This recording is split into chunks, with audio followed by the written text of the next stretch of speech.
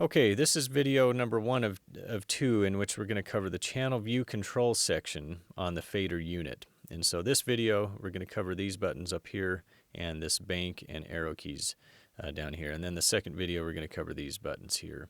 So you'll notice on the fader unit, I don't have any channels showing up right now. And that's because we have these 6 buttons here that will pull whatever channels I want to see to this fader unit.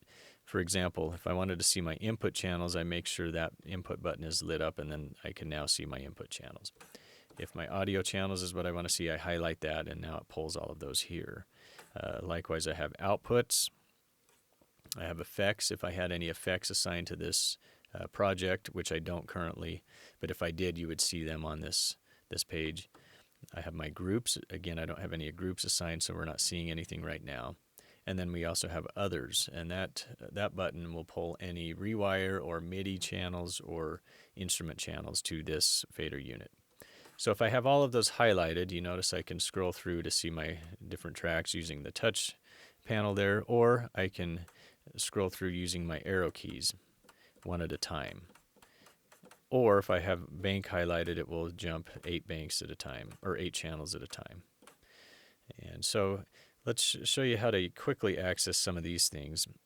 You notice I've got all these highlighted right now. If I hold the control modifier key down and select just my audio channels, you'll notice I can then quickly just pull all my audio channels here, as opposed to doing this kind of a thing. So that's a quick thing. Say I wanted to see just my outputs very quickly, I just hold control down and I can see just my output very quickly. Now we have these 4 buttons up here, and what those are used for is to memorize your different channel views. And so they're just 4 memory keys that you can program. And so, for instance, let's say I wanted to have all of these. I wanted a view of every channel here on number 1. I click and hold at number 1 for a couple seconds, and then it memorizes whatever is highlighted here. Let's say I wanted to just see my effects and my audio channels. I can assign that to number 2. Let's say I wanted to just see my MIDI channels, if I had any for this project. That could be number 3, and then maybe my outputs for number 4. And then I can memorize those, and then I can quickly jump between whatever view I want to see. So again, just quick ways to be able to access things and see things. I will mention, in the next video, we'll talk about locking channels to the left and to the right. And we'll also talk about hiding and unhiding channels.